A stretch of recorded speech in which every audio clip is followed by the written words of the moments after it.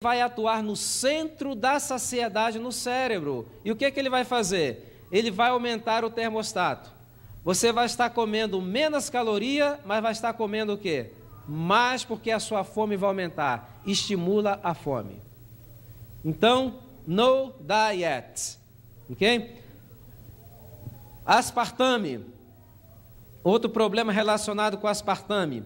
Esses produtos estiveram proibidos nos Estados Unidos durante um período, quase 2 décadas. Antes, eles eram obrigados a colocar nos envelopezinhos as advertências. Esse produto mostrou produzir tumores em cérebro de ratos de laboratório. Ficaram proibidos durante um tempo, mas o lobby do açúcar é muito forte.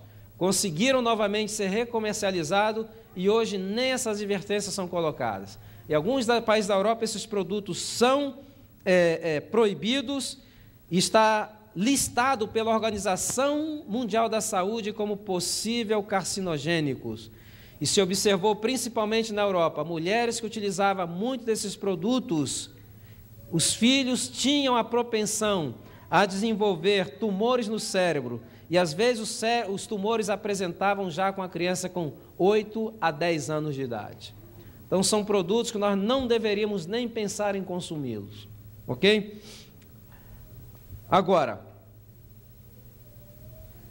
quando nós vemos os produtos empacotadinhos, nós pensamos o seguinte: não, isso aqui está debaixo de alto controle de qualidade, isso aqui é muito safe, não é verdade? E nós vivemos nessa ilusão. Não existe isso. E aqui é a lição número 1 que nós deveríamos aprender. Se você não está preocupado com a sua saúde, eu posso te garantir que o tio Sânio não está nem um pouquinho preocupado. Por quê? Porque existem interesses econômicos que estão acima dos interesses da sua e da minha saúde. Então a iniciativa tem que ser de quem? Tem que ser minha. Ok? E eu vou citar um exemplo. Se o que eu falo aqui são fatos científicos, por que vocês não escutam no rádio, na televisão, alguns comentários a respeito desses assuntos? Porque existe uma regra muito simples: ninguém morde a mão que o alimenta. O sistema de comunicação, eles recebem bilhões e bilhões de dólares dessas indústrias através de propaganda. Vocês acham que eles têm algum interesse em alertar a população para que diminua o seu consumo? Jamais. Por isso que a iniciativa tem que ser de quem? A iniciativa tem que ser nossa. Então, primeiro passo, reduzir o quê?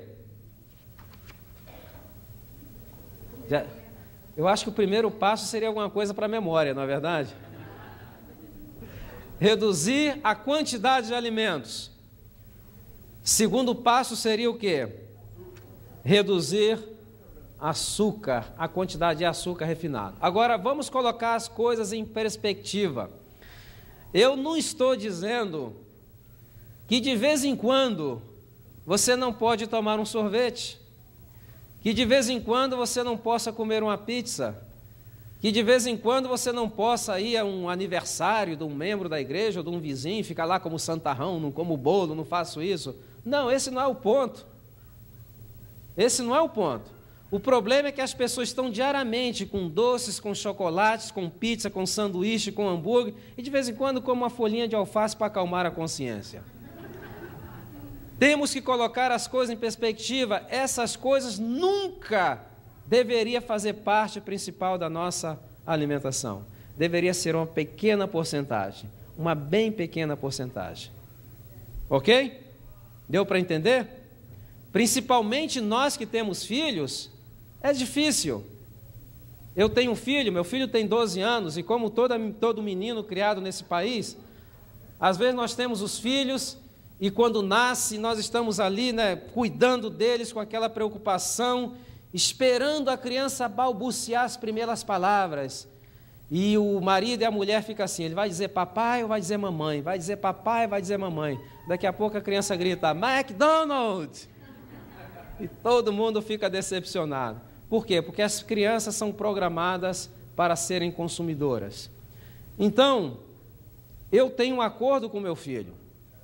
No fim de semana eu saio para ele para tomar um sorvete, ou se vamos na festa de aniversário, comemos aquelas coisas sem culpa, com moderação, não é verdade? Mas durante a semana, nós fazemos o possível para que ele tenha uma alimentação mais saudável.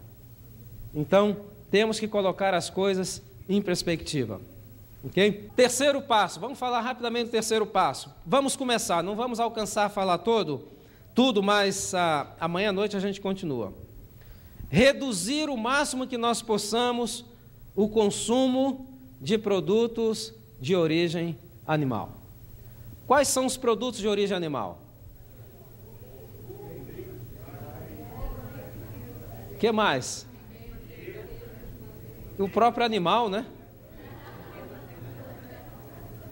A carne, leite. Por que deveríamos reduzir o consumo dos produtos de origem animal? Alguma ideia? Hormônios, que mais? Gorduras. Muito bem, vamos mencionar algumas. A primeira razão, vou mencionar duas razões, que é o que vai dar tempo.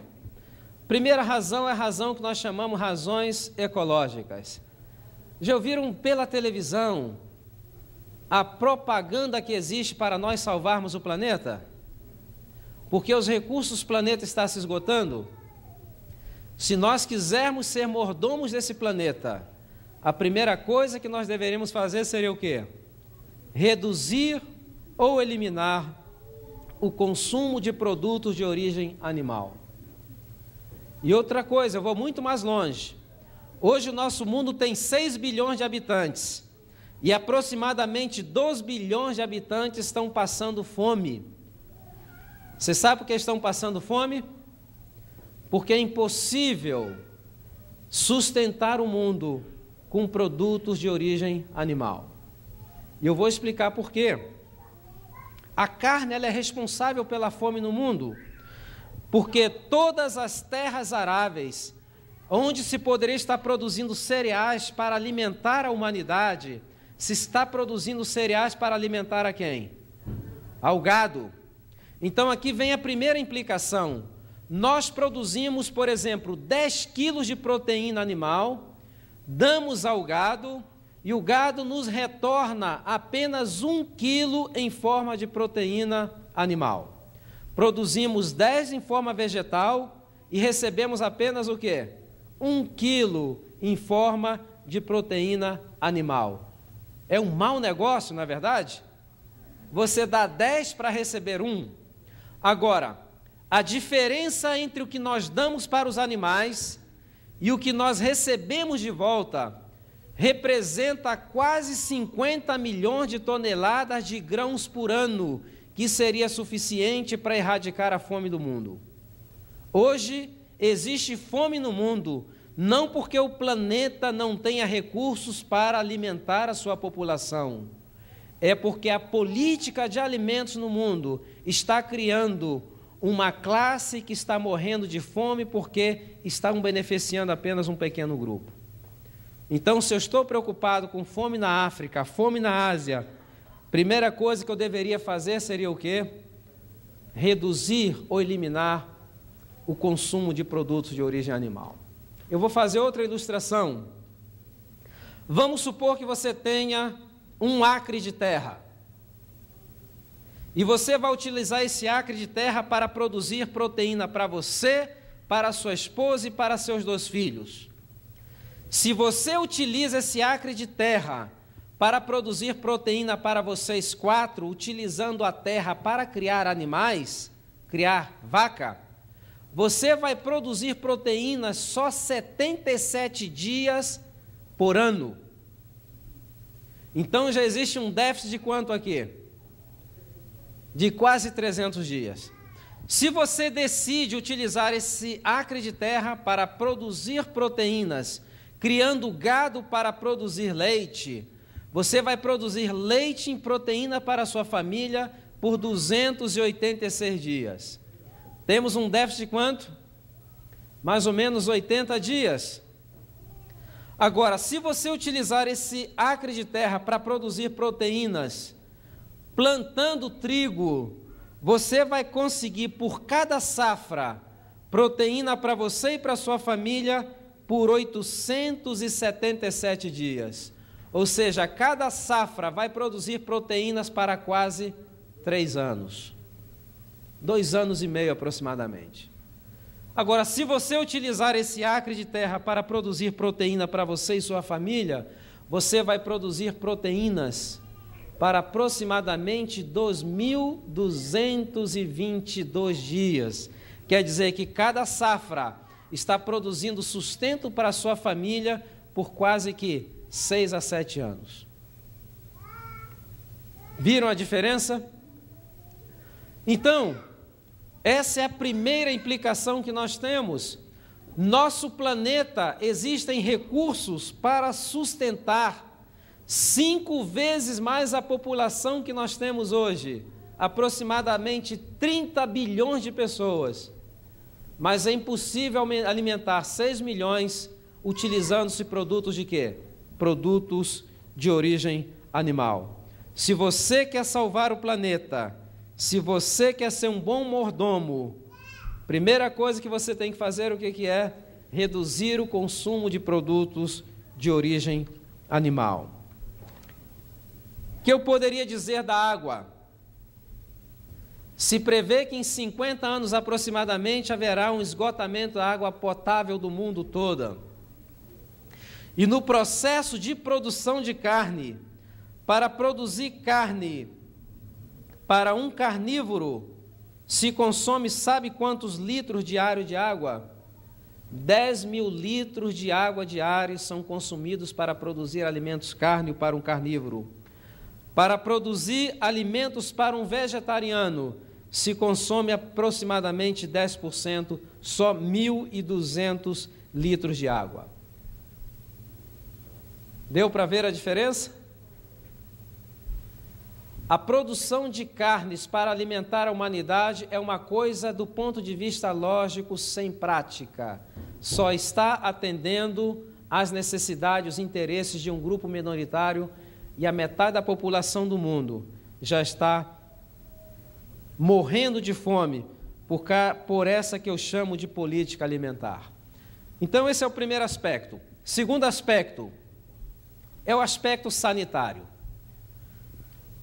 Vocês ou nós, quando vamos no supermercado e vamos no setor que estão as carnes, nós vemos aquelas carnes tão empacotadinhas, com selo do Departamento de Agricultura dos Estados Unidos, não é verdade?